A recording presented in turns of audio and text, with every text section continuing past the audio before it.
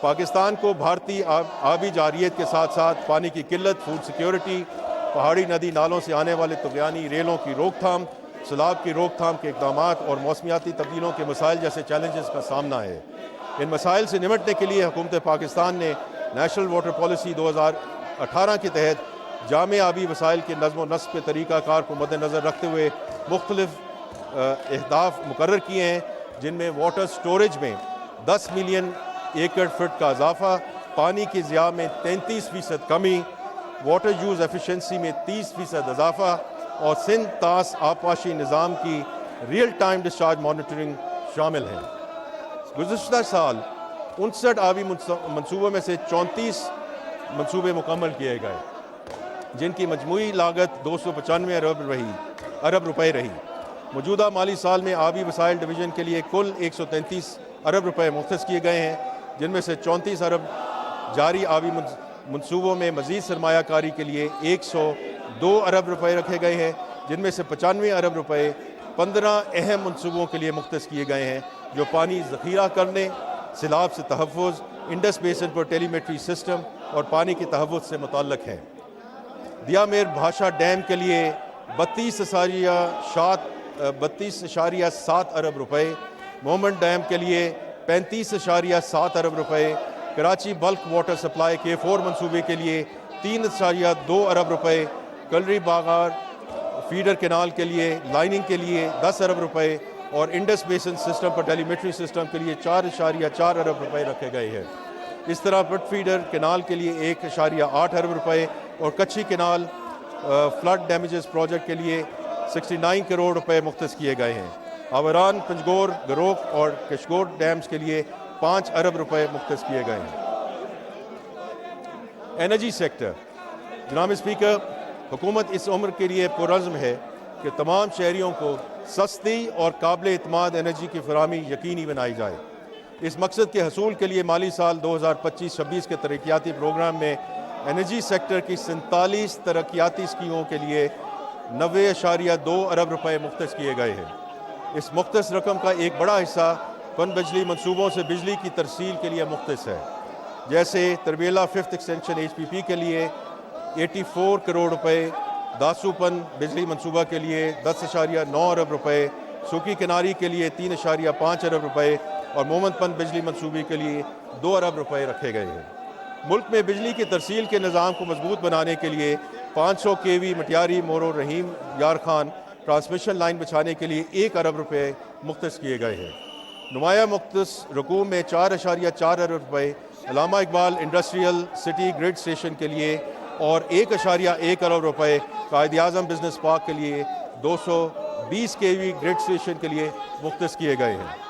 بجلی کے تقسیم کے نظام کو جدید بنانے کے لیے 100 اور 200 kVA ٹرانسفارمرز پر ایسٹ پرفارمنس مینج سسٹم کی تنصیب کے لیے 1.6 ارب روپے رکھے گئے ہیں، جبکہ آئسکو میں ایڈوانس میٹرنگ انفراسٹرکچر منصوبے کے لیے 2.9 ارب روپے مختص کیے گئے ہیں۔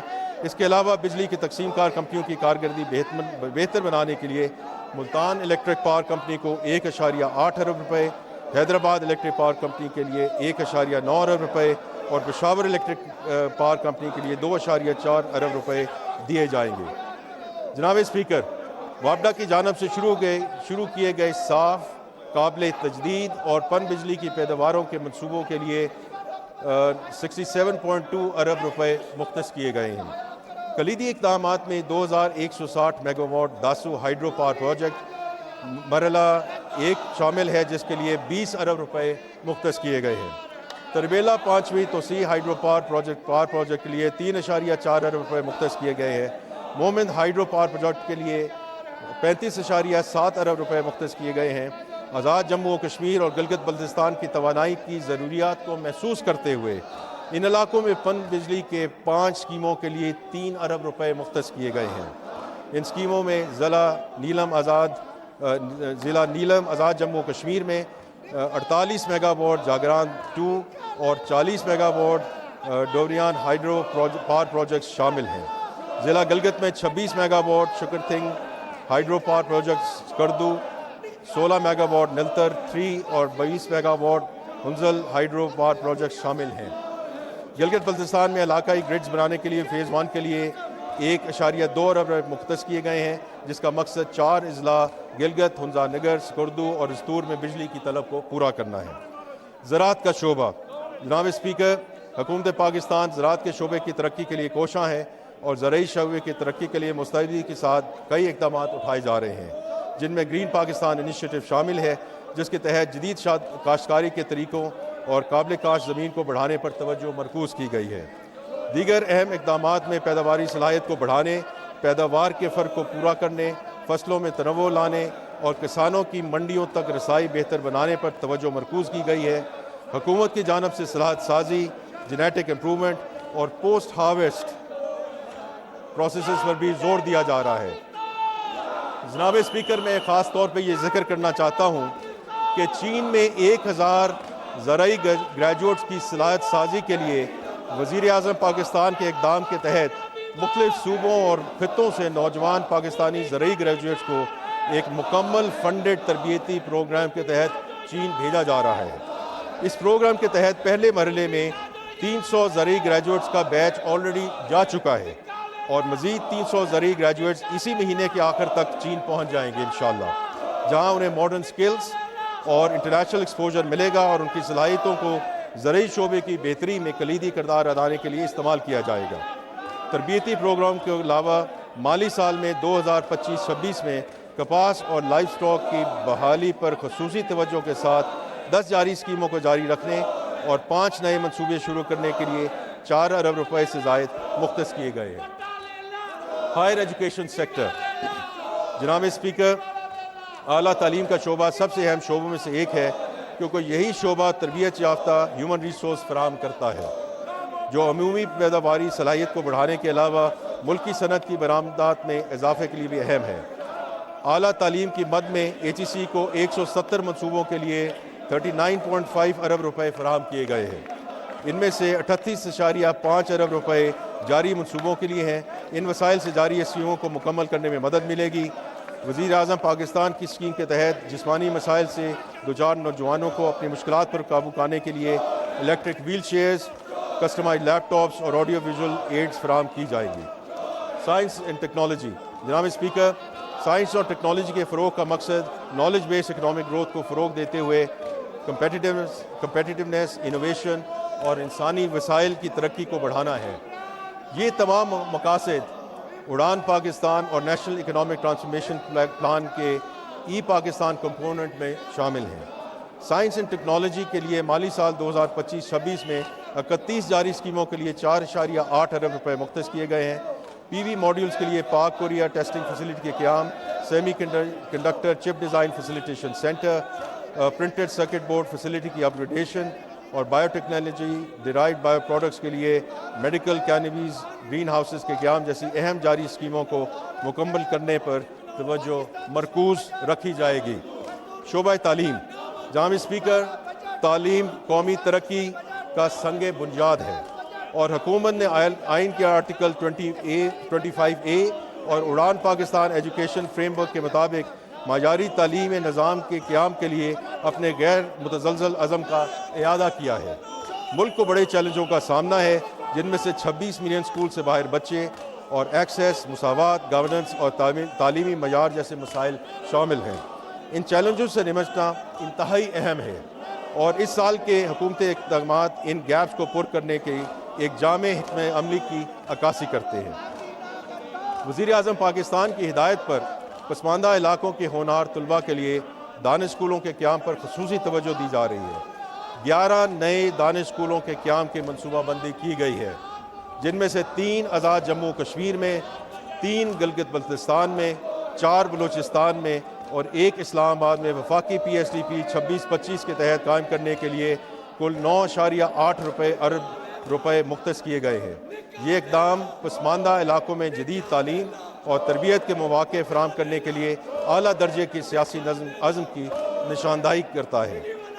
وزیر اعظم پاکستان نے کم وسائل رکھنے والے طلباء کو معیاری تعلیم کی فراہمی کے لیے دانش یونیورسٹی اسلام آباد کے قیام کا اعلان کیا ہے، جو دانش اسکول منصوبے کا تسلسل ہے۔ یہ یونیورسٹی دور دراز اور پسماندہ علاقوں کے طلباء کو بین الاقوامی معیار کی بلا معاوضہ اعلیٰ تعلیم فراہم کرے گی، خصوصاً ابھرتی ہوئی ٹیکنالوجیز، انجینئرنگ، تعلیم، صحت اور آئی ٹی جیسے شعبوں میں منصوبے میں جدید انفراسٹرکچر، تربیت یافتہ فیکلٹی، تحقیقی سہولیات اور مساوی مواقع کی فراہمی شامل ہے۔ آئندہ مالی سال میں یونیورسٹی کی ماسٹر پلاننگ، تعلیمی اور رہائشی بلاکس کی تعمیر اور بنیادی عملے کی بھرتی کی جائے گی۔ یہ اقدام نہ صرف تعلیمی ترقی بلکہ علاقائی خوشحالی، روزگار کے مواقع اور سماجی برابری کو فروغ دینے میں مددگار ثابت ہوگا۔ تعلیم پر مرکوز اضافی منصوبوں میں ارلی چائلڈہڈ ایجوکیشن کے مراکز، کمپیوٹر لیبز اور نیشنل انسٹیٹیوٹ آف ایکسلنس کا قیام شامل ہے۔ ان کا مقصد تعلیم تک رسائی کو بہتر بنانا، بچوں کے ڈراپ آؤٹ کی شرح کو کم کرنا اور مجموعی تعلیمی معیار کو بڑھانا ہے۔ ان کاوشوں کے لیے وفاقی پی ایس ٹی پی میں مجموعی طور پہ 18.5 ارب روپے رکھے گئے ہیں۔ سندھ میں 2022 کے سیلاب سے متاثرہ موجودہ اسکولوں کی تعمیر اور تعمیر نو کے لیے وزیر اعظم کے پروگرام کے لیے 3 ارب روپے مختص کیے گئے ہیں، جن میں 50-50 کاسٹ شیئرنگ بیسس پر 1800 اسکول یونٹس کا احاطہ کیا گیا ہے۔ یہ اقدام صوبوں میں تعلیمی انفراسٹرکچر کی تعمیر نو اور مضبوطی کے لیے وفاقی حکومت کی مسلسل حمایت کی عکاسی کرتا ہے۔ مزید برآں وزیر اعظم یوتھ اسکل ڈیولپمنٹ پروگرام کے تحت 4.3 ارب روپے مختص کیے گئے ہیں۔ اس پروگرام کے تحت 161,500 نوجوانوں کو اسکلز ٹریننگ فراہم کی جائے گی، جن میں 56,000 کو آئی ٹی، 64,000 کو انڈسٹریل ٹریڈز اور 49,000 کو روایتی ٹریڈ میں تربیت دی جائے گی۔ ان میں سے 2,500 نوجوانوں کا تعلق فاٹا کے نئے ضم شدہ اضلاع سے ہوگا۔ مزید برآں اربن سندھ کے علاقوں میں 8 نئے آئی ٹی ٹریننگ سینٹرز قائم کیے جائیں گے تاکہ مقامی اور بین الاقوامی سطح پر آئی ٹی گریجویٹس کی امپلائبلٹی کو بہتر بنایا جا سکے۔ صحت کا شعبہ۔ جناب اسپیکر، مالی سال 2025-26 کے لیے وفاقی پبلک سیکٹر ڈیولپمنٹ پروگرام میں صحت کے شعبے کے لیے 21 اہم منصوبوں کے لیے 14.3 ارب روپے مختص کیے گئے ہیں، جو گزشتہ مالی سال کے مقابلے میں کافی زیادہ ہیں۔ ان منصوبوں کے تکمیل سے بیماریوں پر قابو پانے، صحت کی دیکھ بھال کے لیے انفراسٹرکچر کو جدید بنانے اور تمام شہریوں کے لیے پریونٹیو کیئر کوالٹی اور علاج معالجے تک یکساں رسائی کو یقینی بنانے میں مدد ملے گی۔ ان منصوبوں میں نمایاں Jinnah medical complex and research centre Islamabad کے لیے 4 ارب روپے کی رقم مختص کی گئی ہے۔ اس رقم کا مقصد وفاقی دارالحکومت میں ایک فلیگ شپ ٹرشری کیئر